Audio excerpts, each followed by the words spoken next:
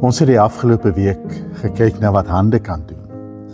Na hande wat troos, die vrou wat Jesus gesalf het met die oog op sy begrafnis, wat 'n mooi ding vir Jesus gedoen het.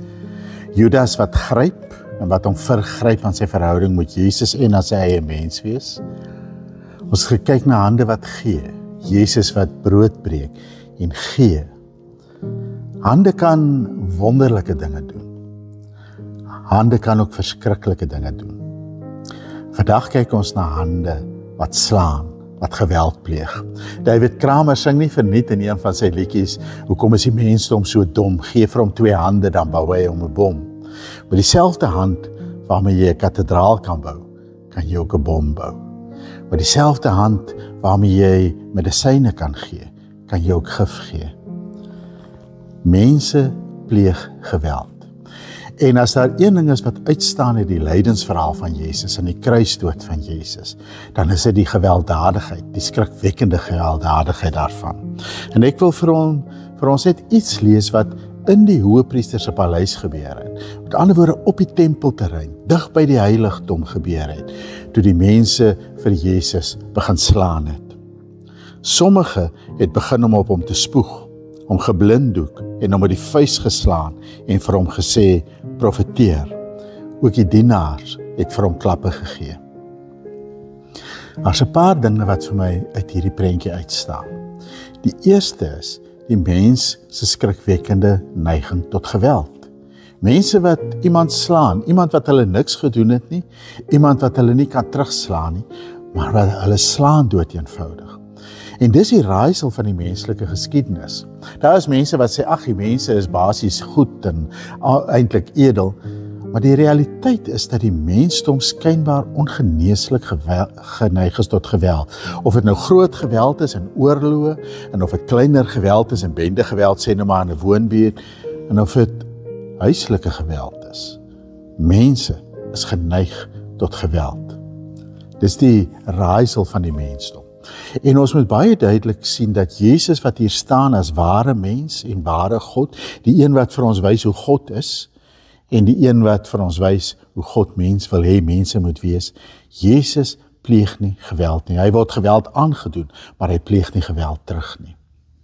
Die tweede ding wat vir my uitstaan hier, is dat dit gaan om groepsgeweld. Mense wat saamspan. En die soldate begin om Jesus te slaan en dan staan daar ook die dienaars wat hom begin klap. Hulle word ook deel van die groep. Mense word meegesleer deur geweld. En is dood eenvoudig so dat mense in groepe dinge sal doen wat hulle nie sal droom om as individue te doen nie. Dat jy sê nou maar iemand kan kry wat by die huis goed en gaaf en vriendelik is, maar wat in 'n ander situasie, as hy deur 'n groep meegesleer is, geweld sal pleeg. Mense pleeg groepsgeweld en groepsgeweld is baie keer dodelik. Die derde ding wat vir my uitstaan uit die prentjie uit, is dat hulle geweld pleeg teen 'n weerlose mens. En die geweld is nie net bedoel om seer te maak nie, dis bedoel om te verneder. Dat daar iets is in Jesus se weerloosheid, en Jesus se magteloosheid. En die feit dat Jesus verwerp is deur die godsdienstleiers en deur die skare, dat hy alleen staan. Daar's iets in sy weerloosheid wat geweld trek. Nou kan ons dink aan geweld teen kinders, geweld teen selfs babietjies, die verskriklike seksuele geweld wat gepleeg word.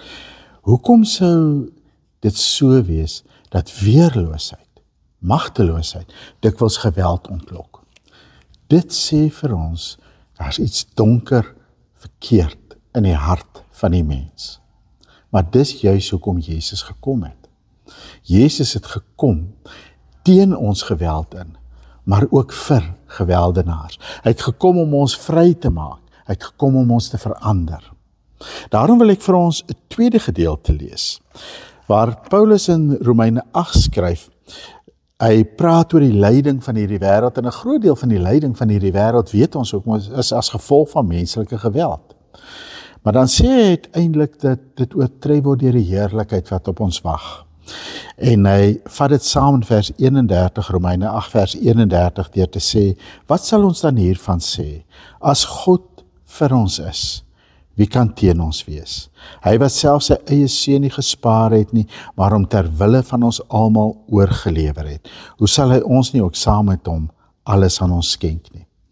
Die woord oorlewer is interessant hier. Jesus word deur sy Vader oorgelewer in die hande van die geweldenaars. En die Vader help hom nie. Die Vader kom nie tussen beide om hom van die geweld te red nie. Die Vader lewer hom oor. En wat dit so sterk maak, is dat die woord wat hier vir oorlewer beteken, gebruik word wanneer daar gepraat word van hoe Jesus verraai is, die nag waarin Jesus oorgelewer is. Om oorgelewer te word beteken ook om verraai te word. So jy kan sê Judas het vir Jesus oorgelewer, jy kan sê die hoëpriesters en hulle het vir Jesus in die hande van die soldate oorgelewer, uiteindelik word Jesus oorgelewer aan Pontius Pilatus, Pontius Pilatus lewer Jesus oor om gekruisig te word, hy word oorgelewer.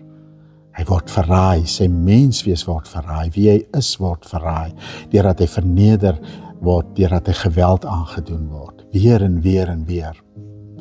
Maar daar is 'n verskil tussen die Vader wat oorlewer en die mense wat oorlewer. Die Vader lewer oor uit liefde. Die Vader se hande wat Jesus vir ons gee, is hande van liefde, want so lief het God die wêreld gehad, dat hy sy enigste seun gegee het. En wat gebeur op die kruis, is dat die gewelddadige oorlewer van mense en die liefdevolle oorlewer van die Vader oor kruis gaan. In Jesus. Dat die geweld van mense kruis met die genade van God. Dat die haat van mense kruis met die liefde van God. Dat die konflik van mense wat aangewakker word in Jesus kruis met die vrede wat God in Jesus gee. En in daardie kruis lê Jesus sy lewe neer, om vir ons te sê, uiteindelik is dit God wat oorwin.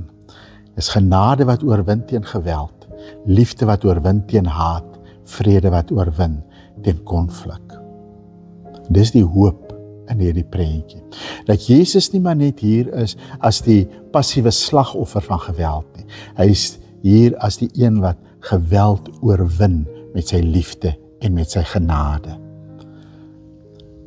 So as ons hande geweld pleeg, of ons mond pleeg geweld, of ons pleeg dalk selfs net geweld in ons gedagtes deur hoe ons dink oor mense, dan word dit oorkruis deur God se genade, geopponeer deur God se genade. Maar dit is uiteindelik ons grootste hoop. Dis ons hoop nie net vir die slagoffers van geweld nie, maar ook vir geweldenaars, dat God uiteindelik gaan oorwin, en dat jy jou van jou geweld kan bekeer, kan wegdraai, om vrede te vind in God se hande. Mag jou hande in hierdie week instrumente wees, nie van geweld nie, maar van genade, nie van haat nie, maar van liefde, nie van konflik nie, maar van vrede. Vrede vir julle. Amen.